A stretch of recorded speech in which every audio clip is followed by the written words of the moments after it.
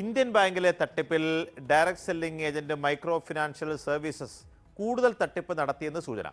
Indian bank DSA ആകുന്നതിന് മുമ്പ് Punjab national ബാങ്കുമായും LICയുമായും ഈ സ്ഥാപനം സഹകരിച്ചിരുന്നു.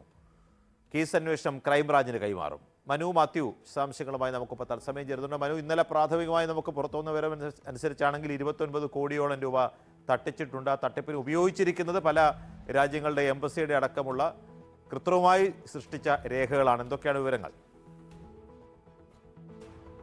PG, കൊച്ചിയിലെ ഇന്ത്യൻ ബാങ്ക് ശാഖയിൽ വലിയ തട്ടിപ്പ് നടത്തിയ സംഭവത്തിൽ ഈ മൈമോ ഫിനാൻസസ് എന്ന സ്ഥാപനമാണ്. അതിൻ്റെ വിവരങ്ങൾ പരിശോധിക്കുമ്പോൾ ഈ ഇന്ത്യൻ ബാങ്കിന് അപ്പുറത്തേക്ക് മറ്റു പല തട്ടിപ്പിൽ നടത്തിയേക്കാമെന്ന ആശങ്കയാണ് നിലവിൽ ഉയരുന്നതെന്നുള്ളതാണ്. പ്രത്യേകിച്ചും ഇന്ത്യൻ ബാങ്കിന് മുൻപ് തന്നെ ഇവർ പഞ്ചാബ് നാഷണൽ ബാങ്കുമായി അതിനു മുമ്പ് LIC ഹൗസിംഗ് ലോണുമായൊക്കെ തന്നെ ഈ ഡയറക്ട് സെല്ലിംഗ് ഏജന്റ് സ്ഥാപനമായിട്ടുള്ള മൈമോ ഫിനാൻസസ് സഹകരിച്ചിട്ടുണ്ടായിരുന്നു. അപ്പോൾ നിലവിൽ ഇപ്പോൾ ഇന്ത്യൻ ബാങ്കാണ് പരാതി നൽകിയിരിക്കുന്നത്. 29,67,00,000 രൂപയാണ് ബാങ്കിന് നഷ്ടമായി വന്നിരിക്കുന്നത്. അത് ഈ മൈമോ ഫിനാൻസസ് എന്ന സ്ഥാപനം വ്യാജരേഖകൾ ഉണ്ടാക്കിക്കൊണ്ട് അത് റിയാദ് ഇന്ത്യൻ കോൺസുലേറ്റിന്റെയും മസ്കറ്റ് ഇന്ത്യൻ എംബസിയുടെയും ഒക്കെ തന്നെ അറ്റസ്റ്റ് ചെയ്തെന്ന രീതിയിൽ വ്യാജരേഖ ഉണ്ടാക്കി അവരുടെ അടുപ്പക്കാരായ ആളുകൾക്ക് നൽകുന്നു. അവർ ആ രേഖകളുമായി ബാങ്കിൽ പോയി ലോൺ നേടുന്നു എന്നുള്ളതാണ്.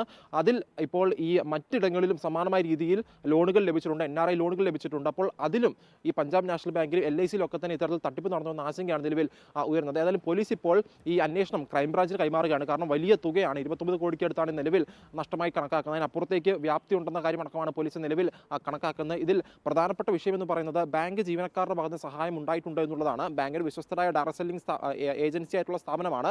അവർ ഈ ലോണുമായി വരുമ്പോൾ അതിൽ ആദ്യഘട്ടത്തിൽ പരിശോധന കടന്നു പോകാനായി ഈ ജീവനക്കാരുടെ എന്തെങ്കിലും സഹായം ലഭിച്ചോ എന്ന കാര്യം പരിശോധിക്കുന്നുണ്ട്. ഒപ്പം തന്നെ ഈ വ്യാജരേഖകൾ തയ്യാറാക്കാനായി ഈ കോൺസുലേറ്റിലെയും എംബസിയിലെയും ഏതെങ്കിലും ജീവനക്കാർ സഹായിച്ചെന്ന് ഉൾപ്പെടെയുള്ള കാര്യങ്ങളാണ് നിലവിൽ പരിശോധിക്കുന്നത്. ഏതായാലും നിലവിൽ ഇപ്പോൾ മനസ്സിലാക്കുന്നതനുസരിച്ച് ഈ ഇന്ത്യൻ ബാങ്കിൽ മാത്രം ഒതുങ്ങി നിൽക്കുന്നതാകാൻ സാധ്യതയില്ല ഈ കേസ് എന്നുള്ളതാണ്. കാരണം ഇപ്പോൾ 29,67,00,000 നഷ്ടമായെന്നുള്ളതാണ് ഇന്ത്യൻ ബാങ്ക് പരാതി നൽകിയിരിക്കുന്നത്. പക്ഷേ ഇവർ മുൻപ് സഹകരിച്ച പല സ്ഥാപനങ്ങളുണ്ട്, പല ബാങ്കുകളുണ്ട്.